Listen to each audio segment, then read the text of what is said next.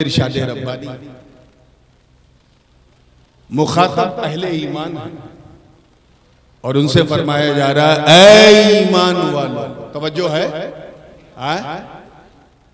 ऐ ईमान वालो ईमान ले आओ। ओ बिलीवर्स डू बिलीव।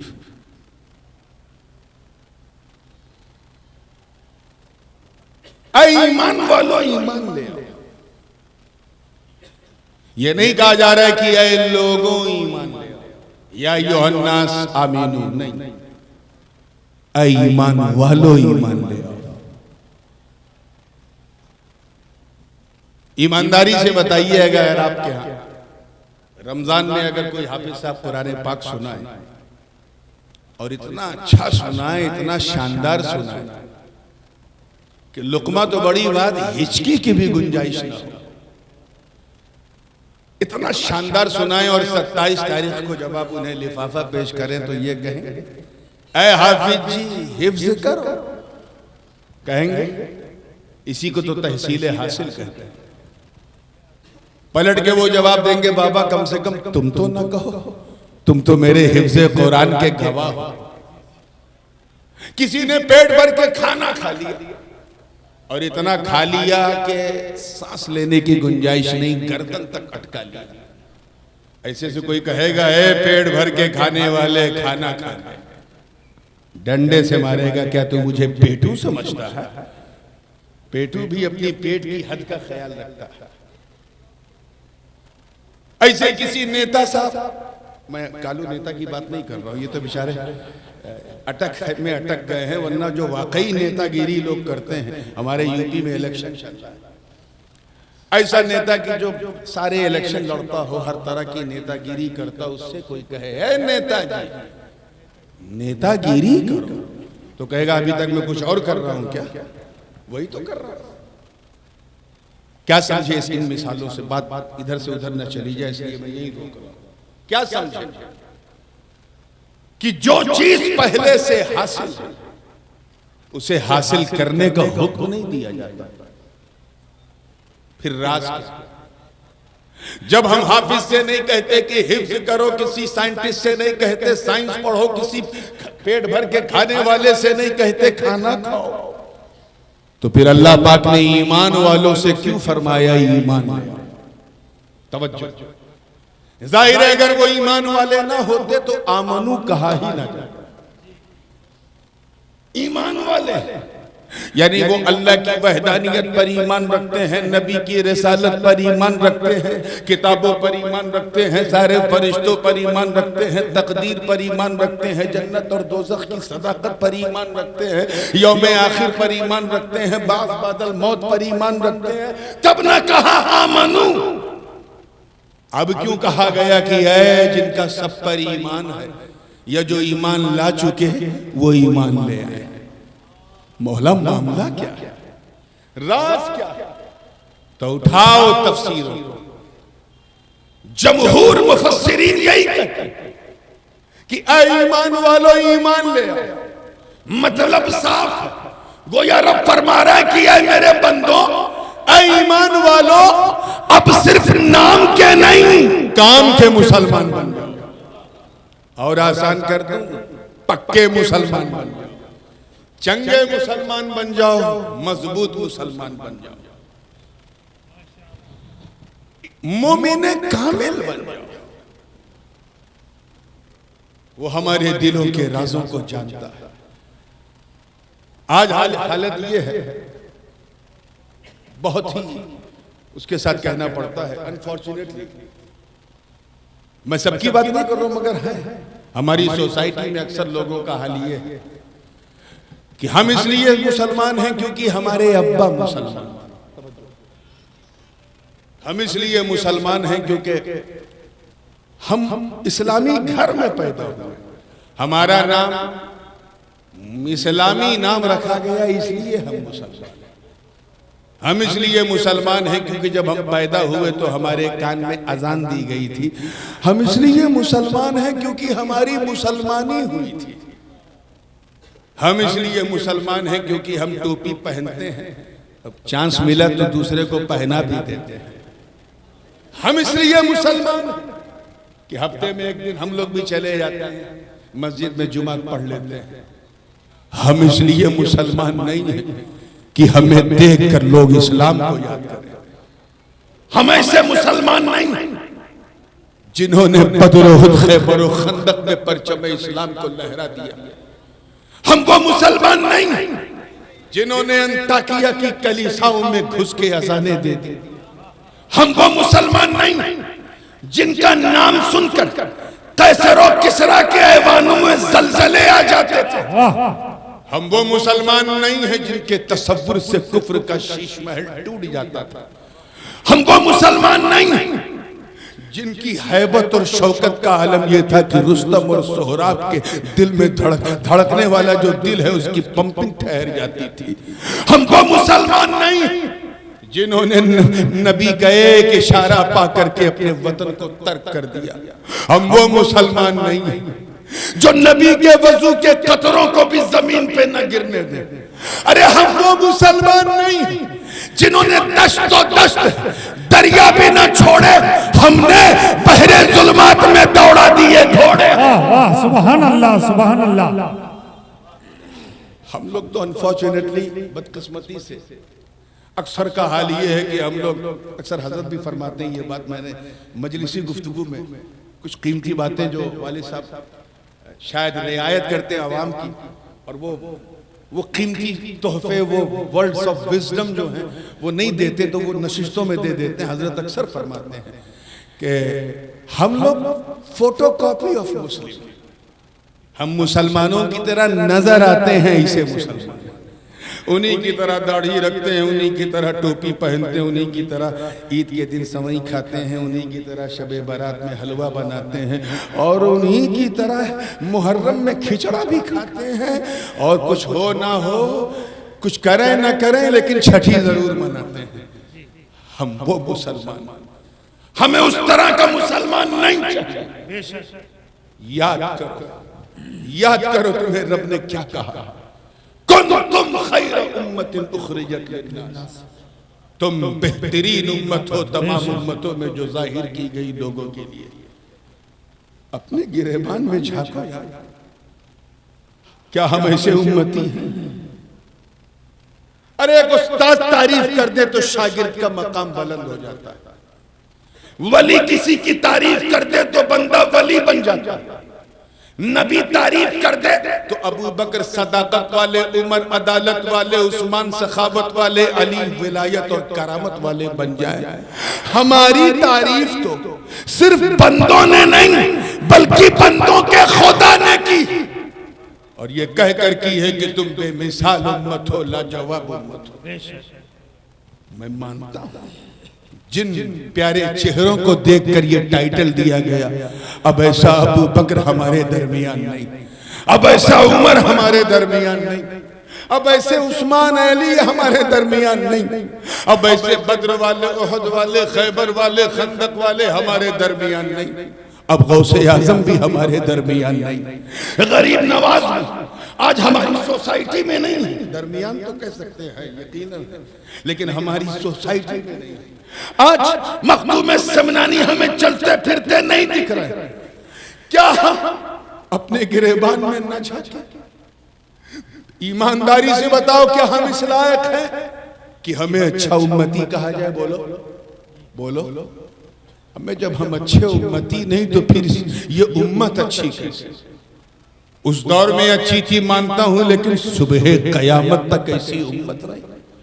मामला क्या, राज क्या है? मैं मानता हूं अल्लाह ने हजरत आदम को सफवत दी मगर उन्हें खैर उम्मत नहीं दी, नूह को शुक्र की दौलत दी मगर खैर उम्मत नहीं दी, इब्राहिम को खुल्लत दी मगर खैर उम्मत नहीं दी, इस्माइल को ज़ब्ह इसार दिया मगर खैर उम्मत नहीं दी, दाऊद को कुव्वत दी मगर खैर उम्मत नहीं दी, सुलेमान को बादशाहत दी मगर खैर उम्मत नहीं दी, जनाब मूसा को वकल्लम अल्लाह, मूसा तकलीमा का ताज दिया, उनकी उम्मत को फजीलत दी मगर खैर उम्मत नहीं दी, हजरत ईसा को वो कयामत तक शानदार कयामत तक लाजवाब, कयामत तक बेमिसाल। मालिक राज क्या? मैं इसी ख्याल में उलझा था। ऐ हनुमानगढ़ के गय्यूर मुसलमानों, रहमते किबरिया ने रहनुमाई की। आवाज आई, कहा सुन, तू उम्मत को देख रहा, उम्मत को, इसलिए तुझे जवाब नहीं मिलता। नादान, उम्मत को ना देख, नबी को देख। वाह सुबहान अल्लाह, सुबहान अल्लाह, माशाअल्लाह, वाह बहुत खूब। किसको देख? जोर से बोलो। वाह बेशक, नबी को देख। नबी को देख का सुन, जिस तरह मेरा नबी, हम सबका नबी, सोना नबी, प्यारा नबी, जिस तरह मेरा नबी गिरोहे अंबिया में सबसे अफजलो आला और महान है, उसी तरह उनकी उम्मत भी तमाम उम्मतों में सबसे अफजलो आला और महान। वाह वाह सुबहान अल्लाह, बेशक। कुछ समझ में आया? यानी मैं समझता हूं उन लोगों की गलत फहमी तो बिल्कुल दूर हो गई होगी जो ये समझते होंगे कि हम इसलिए अच्छी उम्मत हैं क्योंकि हम अच्छाई के लिए नगर नगर, शहर शहर, गली गली, गांव गांव जाकर काँव काँव करते हैं। उन बेवकूफ़ों से कहो जाहिलो, हम इसलिए अच्छे उम्मती नहीं है। तवज्जो रहे, अल्लाह करे समझ में आ जाए। हम इसलिए अच्छे उम्मती नहीं, हम इसलिए अच्छी उम्मत है क्योंकि हमारे नबी अच्छे हैं। हम इसलिए सोने क्योंकि हमारे मुस्तफ़ा सोने। हम इसीलिए लाजवाब है क्योंकि आका हमारे लाजवाब। अब तो बन जाओ। हुजूर शेखुल इस्लाम इसी मंजर की मंजर कशी यूं फरमाते हैं कि जिसमें पासे शरीयत न खौफे खुदा, वो रहा क्या रहा, वो गया क्या गया। एक तस्वीर थी जो मिटा दी गई, ये गलत है, मुसलमान मारा गया, ये गलत है। हम जो सुनते हैं ना, आज फिलिस्तीन में इतने मारे गए, कश्मीर में इतने मारे गए, अफगानिस्तान में इतने मारे गए, वहां इतने मारे गए, मुजफ्फरनगर में उतने मारे गए, हम सुनते हैं ना। जरा पता लगाना उसमें कितने काम के मुसलमान थे। सब तो फोटो कॉपी ऑफ मुस्लिम थे। इसीलिए जब कोई इधर उधर मरता तो हमारा एक वक्त का खाना नहीं छूटता, पानी नहीं छूटता, हमारे मामूलात में कोई तब्दीली नहीं होती, लाइफ स्टाइल, जीवन शैली उसी अंदाज से चलती है। लेकिन अगर उन्हीं हजारों में एक ऐसा हो जिसे देखो तो खुदा याद आ जाए, एक ऐसा हो जो एक चलती फिरती इस्लाम की तस्वीर हो, सुभान अगर कोई एक ऐसा हो जिसे हम चलता फिरता इस्लाम कहें, तो याद रखना अगर वो फिलिस्तीन में भी शहीद होगा तो उसकी गूंज पूरे आलम में सुनाई पड़ेगी। सुभान अल्लाह, सुभान अल्लाह, बेशक बहुत खूब। मुतालबा ऐसे ही मुसलमान बनने का। जी, ज़हर अल फसाद फिल बर्रि वल बहरि बिमा कसबत ऐदिन नास लियुज़ीक़हुम बअदल्लज़ी अमिलू लअल्लहुम युरजऊन। ये आयत करीमा हमें दर्स दे रही है कि बहरो बर में फितने फसाद हुए तुम्हारी अपनी करतूतों की वजह से, और अल्लाह ने यह मुसल्लत तुम पर इसलिए किया ताकि तुम्हें वो मजा चखाए। बादल्लज़ी अमिलू, खास कर उन लोगों को जिन्होंने ऐसे अमल किए, और इस मजे को चखते चखते एक दिन वो आएगा कि तुम अल्लाह की तरफ पलट जाओगे। अब भी ना पलटे तो तुम्हारी दास्तां भी ना होगी दास्तान। ये उस जमाने में आयत नाजिल हुई जब दो सुपर पावर थे, कैसर और किसरा। लड़ाई उनमें थी लेकिन पूरी कायनात पे उसका असर मुरतब हो रहा था। आज फिर दो सुपर पावर आमने सामने, एक तरफ रशिया है तो दूसरी तरफ बुज़दिल अमेरिका। ये न समझना कि ये मामला सिर्फ यूक्रेन तक रहेगा, हर के घर की ट्रेन तक रहेगा, सब तक पहुंचेगा। अपनी बदअमालियों को छोड़ो, पक्के मुसलमान बन जाओ, प्रैक्टिकल मुस्लिम बन जाओ, इस्लामी माहौल में अपनी जिंदगी की शुरुआत करो। अपने ईमान के शऊर को, जिसे तुमने तहतुस्सरा तक धंसा दिया, उसे खोद खोद कर निकालो। अपने किरदार को चमकाओ। मैं रब की इज्जत की कसम कसम खाता हूं कि अगर तुमने अपने को संभाल लिया तो ये किसी राजा का भारत नहीं, ख्वाजा का भारत है। नारे तकबीर, नारे तकबीर, नारे रिसालत, नारे रिसालत, ख्वाजा का हिंदुस्तान, ख्वाजा का हिंदुस्तान, नारे तकबीर। वाह वाह वाह, सुभान अल्लाह, क्या बात है, माशाअल्लाह। का इरादा नहीं रख रहा हूं, एक एग्जाम्पल दे रहा हूं, फिर आगे बढ़ता हूं। इस्लामी तहजीब और सकाफत का मरकज था बगदाद, मगर पिछले 30-40 सालों में उरियानियत ने, बेहयाई ने, बेहिजाबियत ने ऐसा माहौल परागंदा कर दिया कि अल्लाह ने उन पर बुश के नाम का एक वबा जो है, वो वबा उसके बगदाद के ऊपर मुसल्लत कर दी। ये वबाएं हैं, सिर्फ कोरोना को वबा न समझो जी, कभी कभी वबाएं इंसानी रूप में आती जी, शक्लों में आती। हज्जाज बिन यूसुफ को भी एक वबा ही की शक्ल में भेजा गया था। हजरत ख्वाजा हसन बसरी से उनके एक मुरीद ने कहा, तवज्जो चाहूंगा जी, ख्वाजा हसन बसरी जो कादरियों के भी पीर हैं, चिश्तियों के भी पीर हैं, नक्श सोहरवर्दियों के भी पीर हैं, और बाज राबतों को अगर शामिल किया जाए तो नक्शबंदियों के भी पीर हैं, यानी पीरों के पीर हैं। डायरेक्ट मौला अली से उनका राब्ता। बसरा के कुतुब हैं, गौस हैं वक्त के। एक मुरीद आया उनके पास, का हजरत ये हज्जाज बिन यूसुफ इतना जालिम, इतना निर्दयी, इतना बड़ा बर्बर कातिल, अल्लाह ने इसे हमारे सरों पे मुसल्लत किया है, इसे हटा क्यों नहीं देता? हज्जाज बिन यूसुफ का नाम सुना है? जी, नहीं, इधर वाले तो सुने होंगे, आपने सुना है? चलिए मैं थोड़ा सा ये बता दूं कि वो ऐसा था कि जुल्म भी उसको देख के शर्मिंदा हो गया। अपने ही गुरु को मार्गदर्शक बना के उसने किनारे किया मरवार को, और खुद कुर्सी पे बैठा, अपने गुरु को साइडलाइन किया, और वो गुरु के नाम का जो सिक्का चलता था उसे बंद करा के बसरा में अपना सिक्का चलाया, यानी नोटबंदी उसने कर दी। ऐसा जालिम था। और पूरे मीडिया तंत्र को उसने अपने कंट्रोल में रख लिया था हज्जाज बिन यूसुफ ने।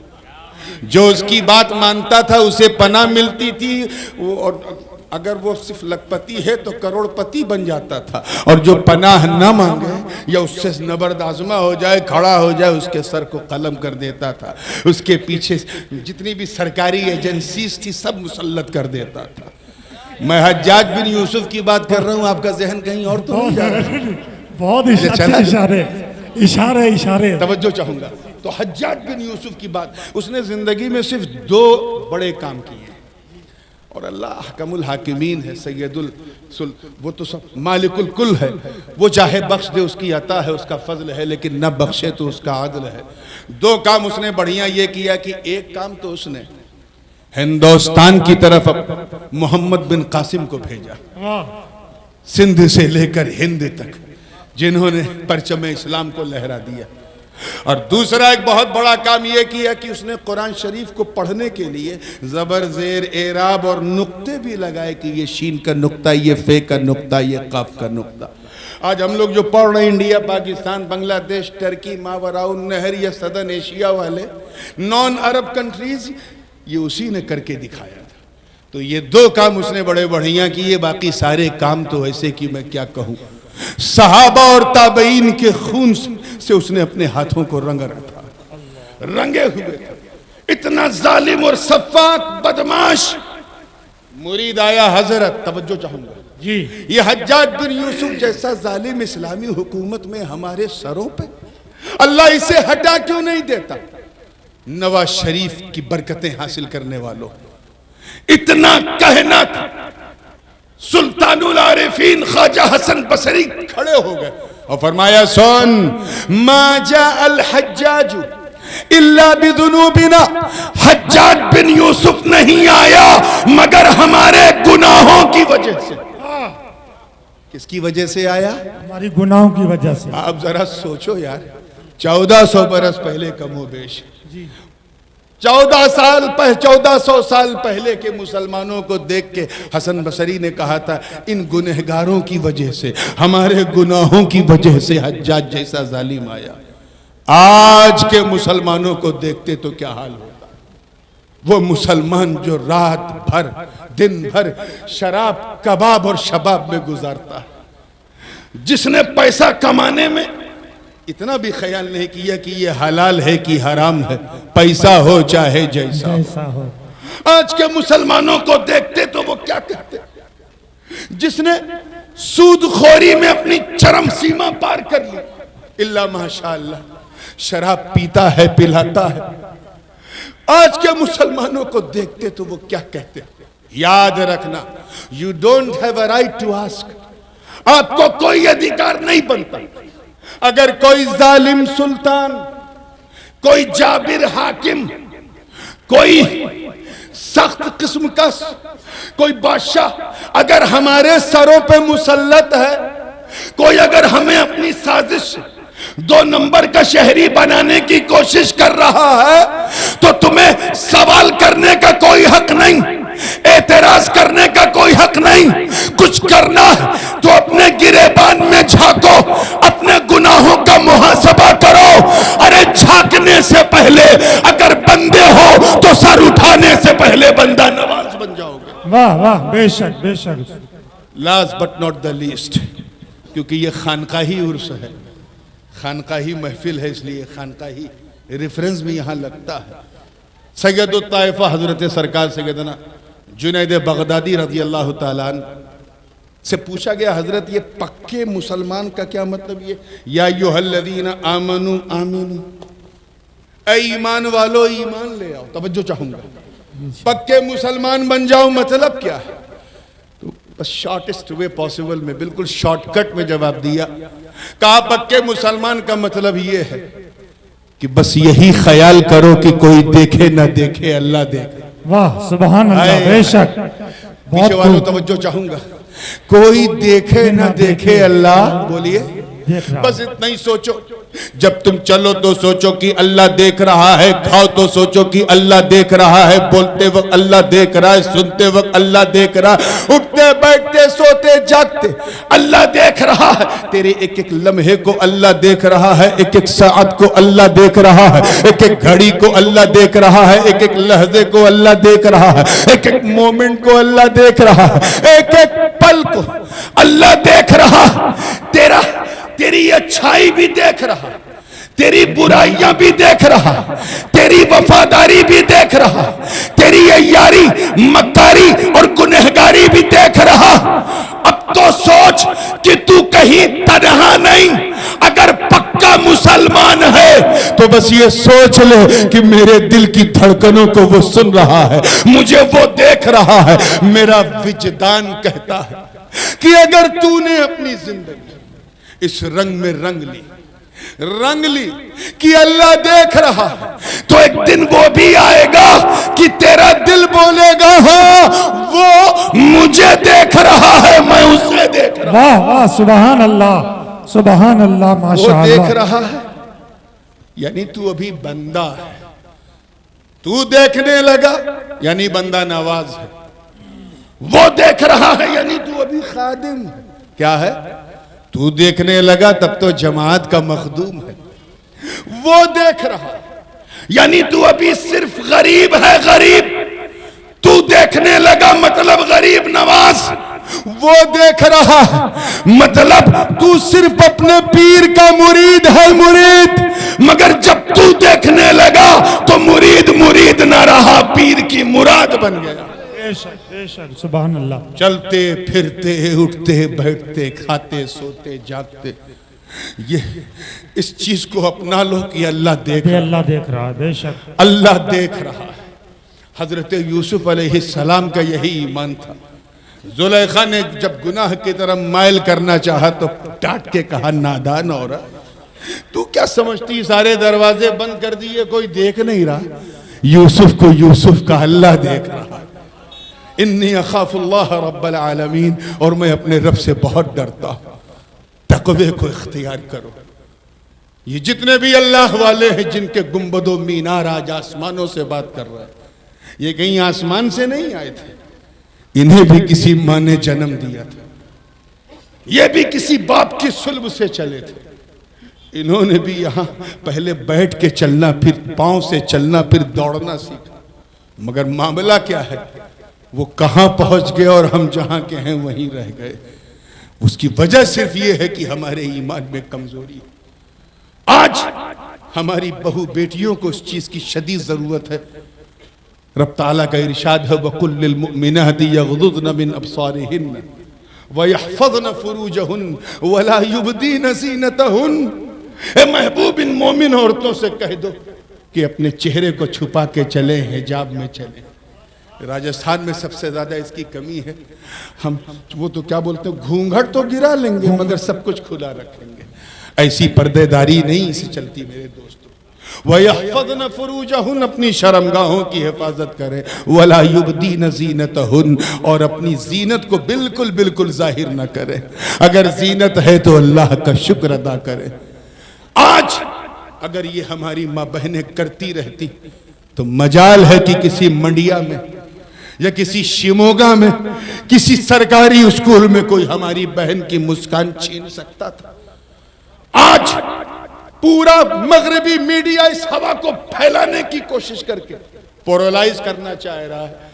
कहीं ना कहीं हम उसके जिम्मेदार हैं। अपने किरदार को बचाओ, अपने रिश्तेदारों को, या अय्युहल्लज़ीना आमनू क़ू अनफुसकुम व अहलीकुम नारा, अपने आप को और घर वालों को जहन्नम की आग से बचा लो।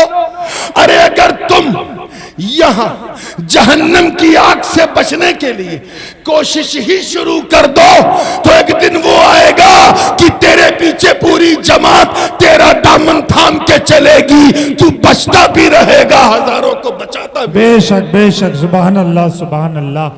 पक्के मुसलमान बन जाओ, बी ऑनेस्ट मुस्लिम। अब आखिरी बात मैं अर्ज करके अपनी गुफ्तगू खत्म कर दूं। हज़रत अनस बिन मालिक रवायत करते हैं कि मैंने भी पूछा हुजूर अलैहिस्सलातु वस्सलाम से कि सरकार, ये मोमिन कामिल की पहचान क्या, हु इज द परफेक्ट मोमिन? तवज्जो है, हुजूर ने फरमाया, सुनो, ला युमिनु अहदुकुम हत्ता अकूना अहब्बा इलैहि मिन वालिदिही व वलदिही वन्नासी अजमाइन। तुम में से कोई उस वक्त तक मोमिन कामिल हो ही नहीं सकता जब तक वो बंदा मुझे अपने बाप से ज्यादा, अपनी औलाद से ज्यादा और सारे लोगों से ज्यादा मोहब्बत न करे। बेशक बेशक, सुभान अल्लाह। इश्क़ मुस्तफा अजीम सरमाया। आओ इस तनाजुर में अपना मुहासबा करो। क्या हम इस लायक हैं कि अपने को पक्का मुसलमान कहें? हम इस दुनिया में ना अपनी मर्जी से आए हैं ना अपनी मर्जी से जाएंगे। आए हो जिसकी मर्जी से, जाना भी उसी अल्लाह की मर्जी से है। तो फिर ऐसा जियो कि तेरा जीना काम आ जाए और दुनिया तुझे देख के कहे जीना इसी का नाम। मौला करीम हम सबको सच्चा पक्का सुन्नी सहीहुल अकीदा मुसलमान बनाए रखे और चलते फिरते इस्लाम ही पर हमारा खात्मा फरमाए। व आखिरु दावाना अनिल हम्दुलिल्लाहि रब्बिल आलमीन।